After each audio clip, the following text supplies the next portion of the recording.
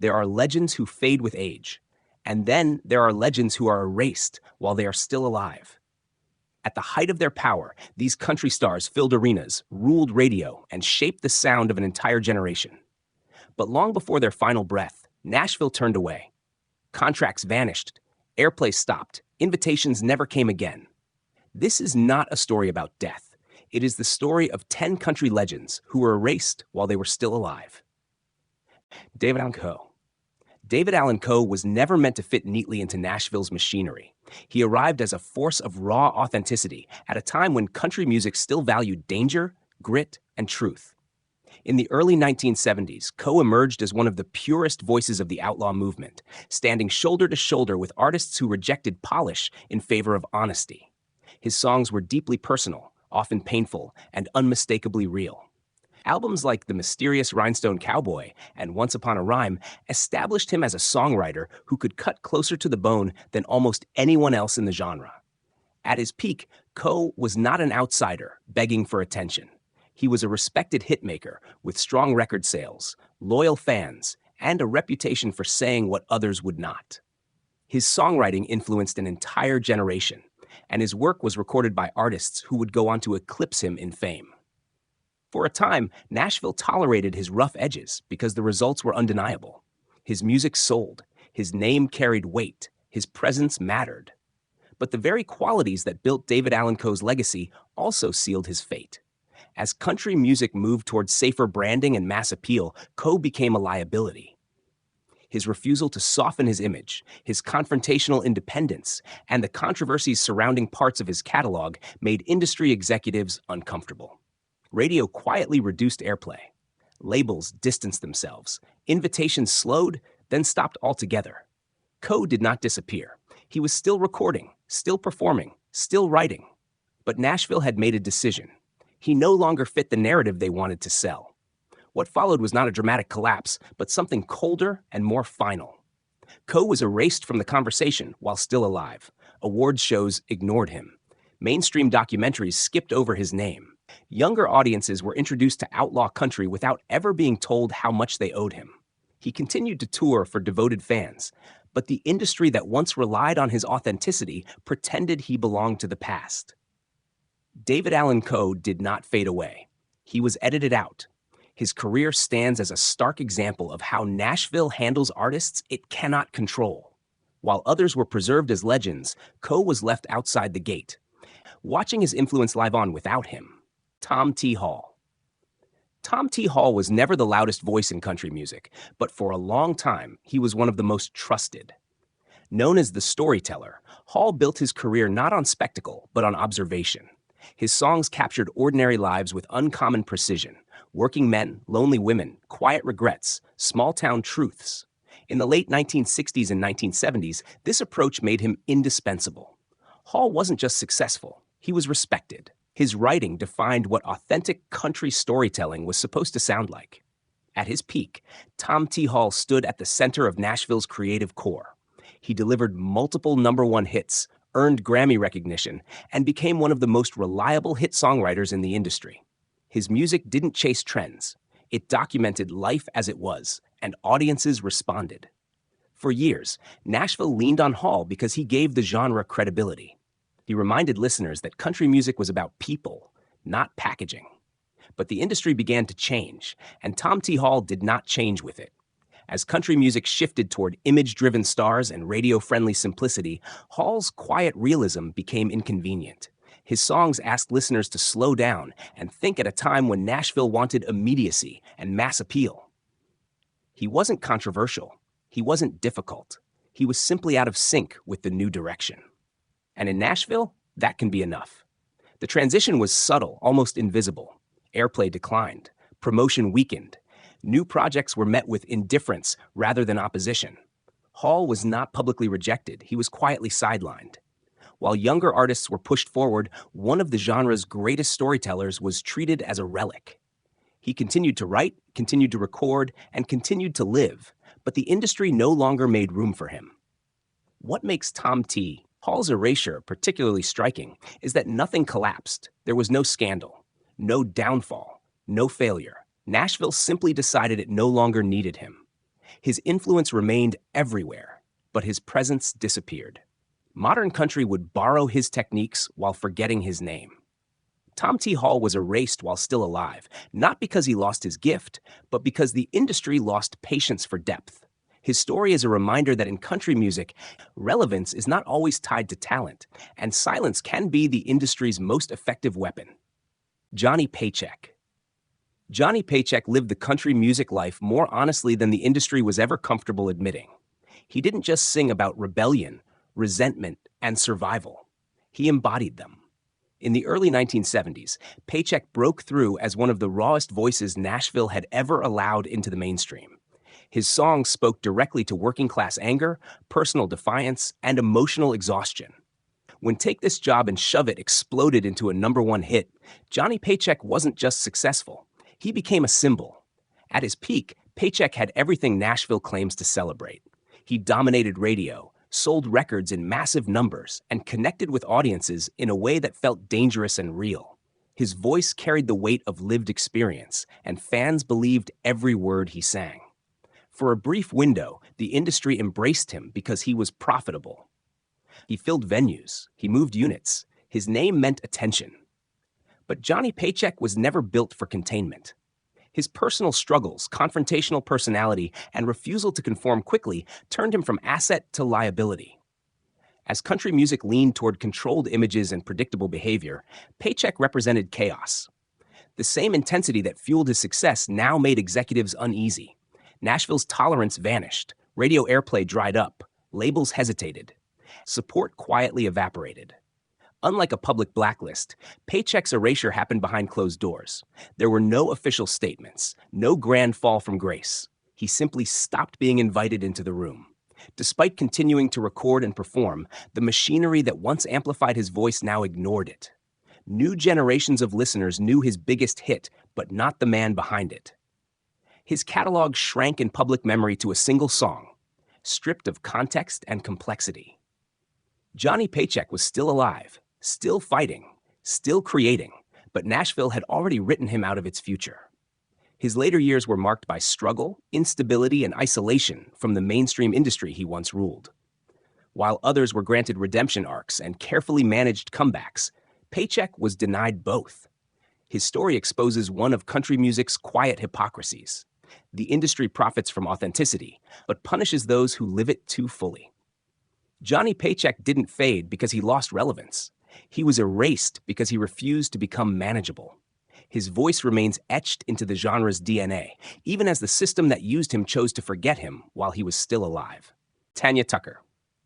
Tanya Tucker entered country music as a phenomenon. Discovered as a teenager, she did not grow into stardom. She was thrown into it. By the early 1970s, Tucker was already a household name, delivering hits with a voice that carried far more weight than her age suggested. Songs like Delta Dawn and What's Your Mama's Name made her one of the most recognizable figures in the genre before she was old enough to fully understand the machinery surrounding her. Nashville celebrated her success, but it also claimed ownership of her image. For years, Tanya Tucker seemed unstoppable. She sold records, filled venues, and crossed generational lines in a way few artists could. She was marketed as a prodigy, then as a rebellious young woman, and later as a survivor. But the industry's support was conditional. As long as Tucker fit the version of femininity and control Nashville was comfortable with, she was promoted relentlessly. When she didn't, the tone shifted. By the late 1980s and 1990s, Tanya Tucker was no longer treated as a priority. Personal struggles, public scrutiny, and her refusal to fully conform to industry expectations made her inconvenient. Unlike male artists whose chaos was often romanticized, Tucker's independence was framed as instability. Radio airplay declined. Major label enthusiasm cooled. She continued recording and performing, but without the backing that once defined her career. The spotlight did not follow her. It moved on. What makes Tanya Tucker's story especially striking is how long she existed in professional limbo. She was not gone. She was not inactive. She was still touring, still recording, still connected to her audience. Yet Nashville treated her as a legacy act long before she became one. Award shows overlooked her. Industry narratives skipped from her early success straight to newer stars, as if decades of work in between had never happened. For years, Tanya Tucker watched her own history be quietly rewritten. She was spoken about in the past tense while still living the present. Her influence remained undeniable, but her presence was minimized. The erasure was not loud or cruel, it was administrative. A slow withdrawal of opportunity that left her outside the center of the industry she helped shape. When recognition finally returned, much later, it was framed as a comeback rather than a correction. But the truth is simpler. Tanya Tucker never disappeared. She was erased while still alive, sidelined by an industry that struggled to accept women who refused to age, behave, or disappear on command. Waylon Jennings. Waylon Jennings helped build the very rebellion Nashville would later try to sanitize. In the 1970s, he was not just a star, but a turning point. Jennings forced the industry to loosen its grip, demanding creative control, rejecting polished formulas, and redefining what a country artist could sound like. Alongside the outlaw movement, he gave the genre its backbone at a time when authenticity was slipping away. His voice, rough and unfiltered, became a declaration of independence. At his peak, Waylon Jennings was untouchable. He sold millions of records, dominated radio, and reshaped the power dynamic between artists and labels. His influence reached far beyond chart positions. He changed contracts. He changed expectations. He proved that an artist could stand up to Nashville and win. For a while, the industry had no choice but to celebrate him. But revolutions are rarely rewarded forever. As country music entered a new commercial era, the industry began favoring artists who were easier to market and safer to control. Jennings did not adapt to trends, nor did he pretend to. His sound remained rooted in tradition and defiance, even as Nashville chased crossover success and mass appeal. Slowly, the tone shifted. Waylon was no longer positioned as the future of country music. He was recast as a symbol of the past. The erasure was subtle but unmistakable. Radio play decreased. Award recognition faded. Media narratives began to frame him as a legacy figure rather than a living force. While newer artists borrowed heavily from the path he carved, Jennings himself was pushed further from the center.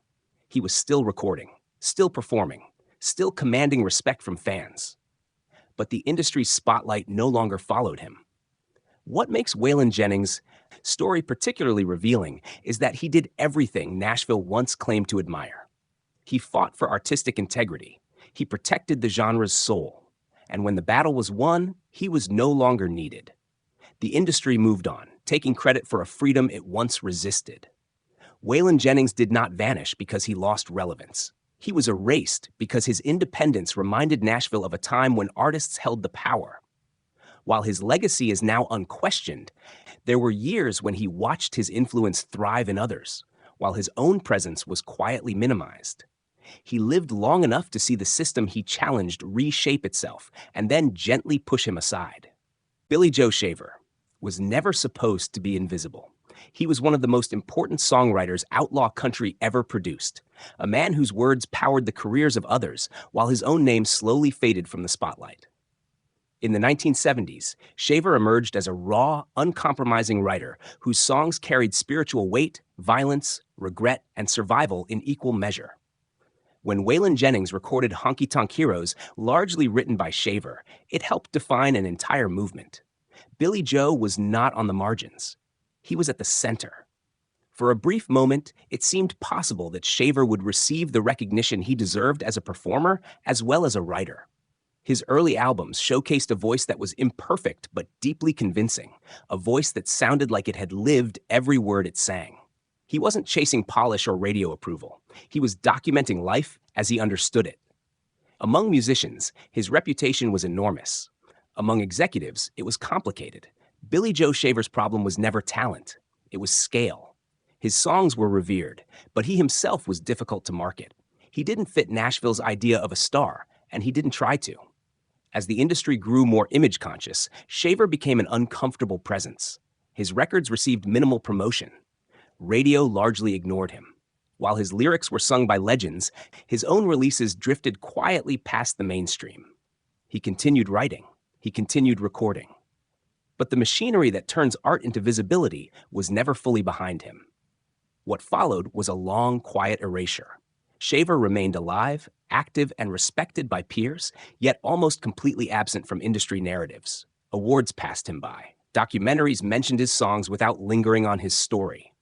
Younger audiences discovered his words through other voices, unaware that the man who wrote them was still alive, still struggling, and still largely unseen.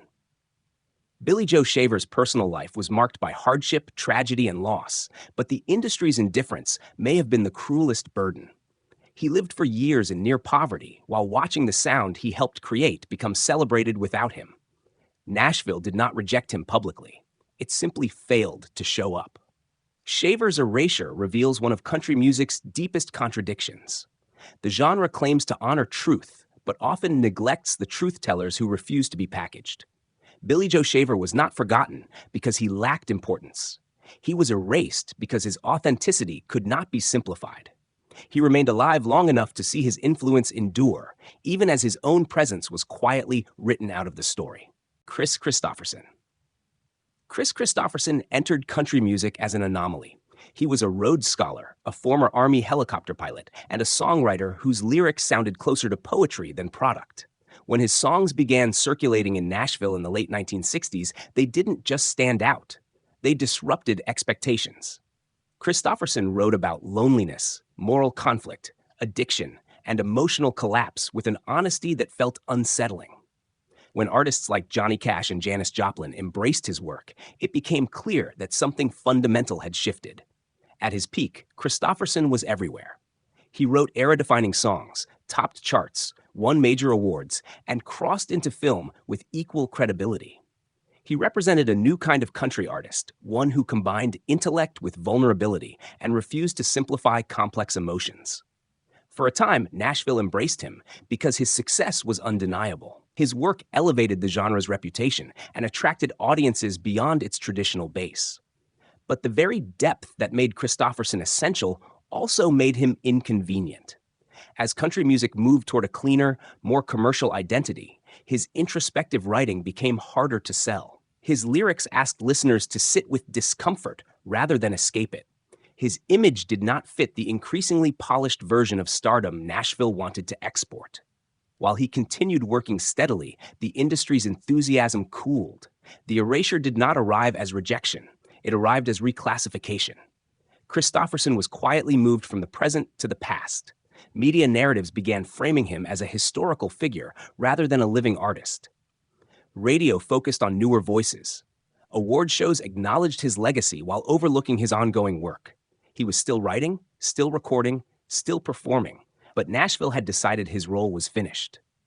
What makes Kristofferson's Erasure particularly stark is how it contrasts with his influence. His songwriting techniques became foundational. His themes were absorbed into the genre. Yet he himself was treated as an artifact, admired from a distance rather than engaged with. The industry preserved his early achievements while ignoring his continued creative output. Kristofferson did not fade away through failure or scandal. He remained respected, but respect without relevance is another form of disappearance. He watched as country music borrowed his seriousness while discarding his presence.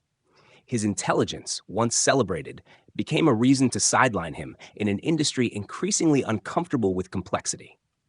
Kris Kristofferson was erased while still alive, not because he stopped contributing, but because Nashville chose simplicity over substance. His story underscores a quiet truth of the industry.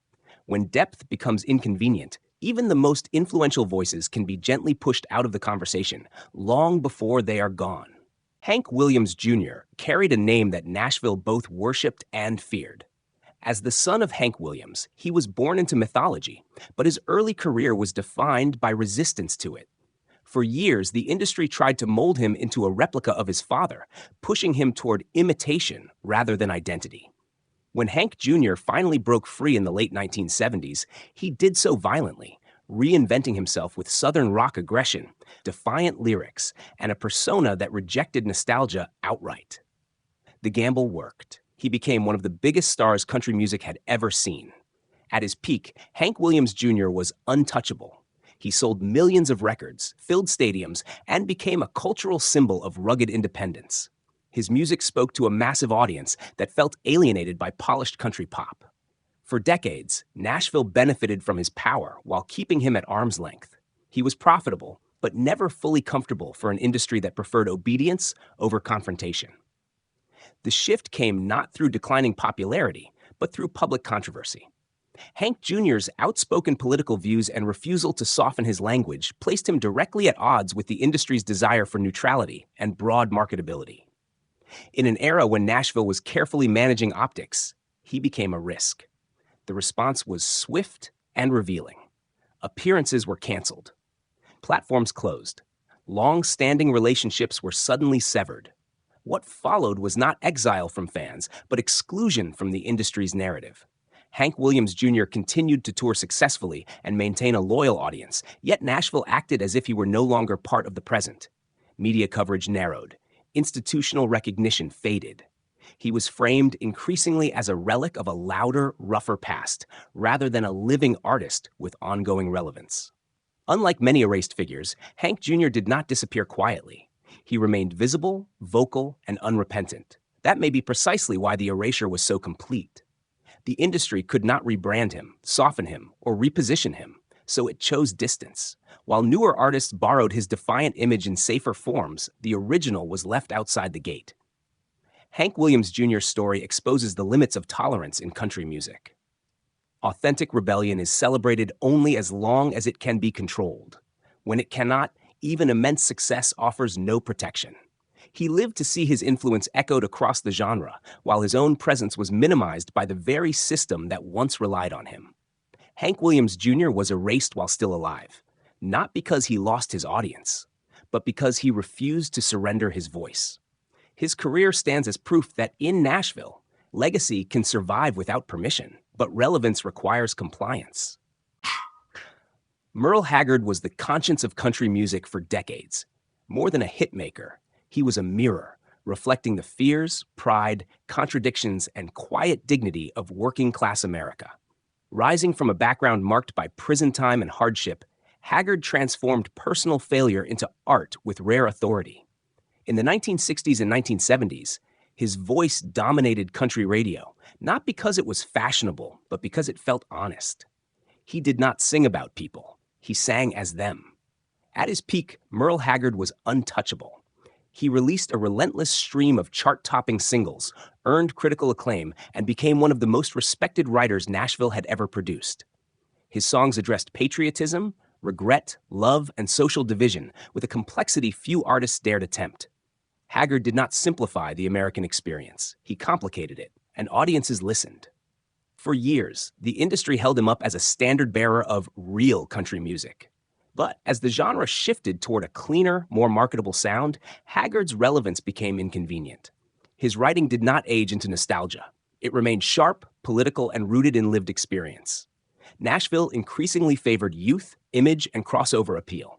Haggard, unwilling to dilute his message or chase trends, stayed exactly where he was. The industry quietly moved without him.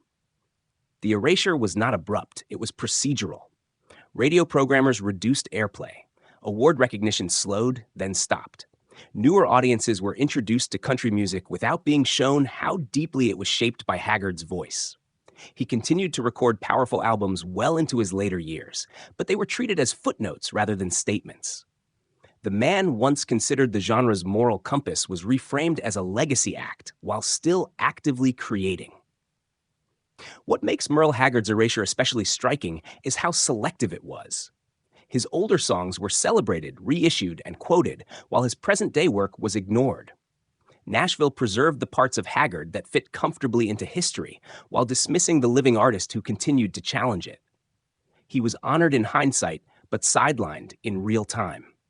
Merle Haggard did not disappear because he lost relevance. He was erased because he refused to soften his perspective for a changing marketplace. He remained a working artist in an industry that increasingly preferred symbols over voices. By the time his full legacy was unanimously acknowledged, he had already spent years outside the center of the conversation.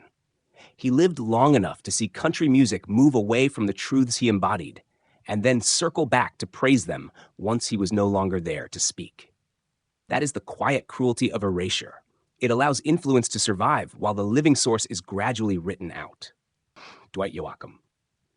Dwight Yoakam arrived in country music as a contradiction unfreers.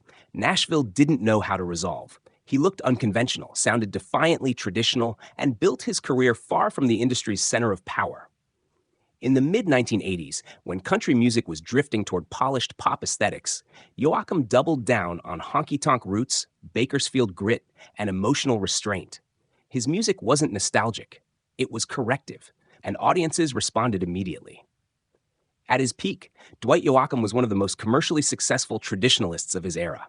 He sold millions of records, dominated radio for years, and proved that old-school country could still thrive in a modern marketplace. His voice, sharp and aching, carried a sense of distance that set him apart from Nashville's increasingly extroverted stars. For a time, the industry tolerated his independence because the results were undeniable. He delivered hits without playing by the usual rules. But Yoakam's success came with a structural flaw. He did not belong to Nashville in the way the industry prefers its stars to belong. He was geographically distant, creatively autonomous, and deeply resistant to trend chasing. As country music shifted aggressively toward crossover pop in the late 1990s and 2000s, Yoakam's commitment to tradition became a problem rather than an asset. His sound no longer aligned with what Nashville wanted to sell to mass audiences. The erasure that followed was quiet and efficient. Radio airplay declined despite continued strong touring numbers. Label support weakened. Industry narratives began treating Yoakam as a holdover from a previous era rather than a contemporary artist. He continued releasing albums, many of them critically respected, but they arrived without momentum or institutional backing. Nashville did not attack him. It simply stopped amplifying him. What makes Dwight Yoakam's story particularly revealing is that his audience never disappeared. Fans remained loyal. Live shows stayed strong. His influence on younger artists was undeniable. Yet the industry acted as if relevance only existed inside its own systems. Yoakam's refusal to compromise meant he could not be easily folded into the new country identity being marketed worldwide. Over time, Dwight Yoakam was reframed as an alternative rather than a pillar. He was spoken of with respect, but rarely with urgency. His present tense slowly turned into past tense, even as he remained active and productive. The genre he helped preserve moved on without him, borrowing selectively from his sound while leaving him outside the spotlight. Dwight Yoakam did not lose his place because he failed. He was erased because he succeeded on his own terms. His career exposes a fundamental truth about Nashville. Tradition is celebrated only when it can be controlled. When it stands independently, it is quietly pushed aside. He lived long enough to watch country music cycle back toward the very values he defended, while his own presence was minimized in real time. That is erasure without silence. Influence remains. The artist is simply no longer invited into the room.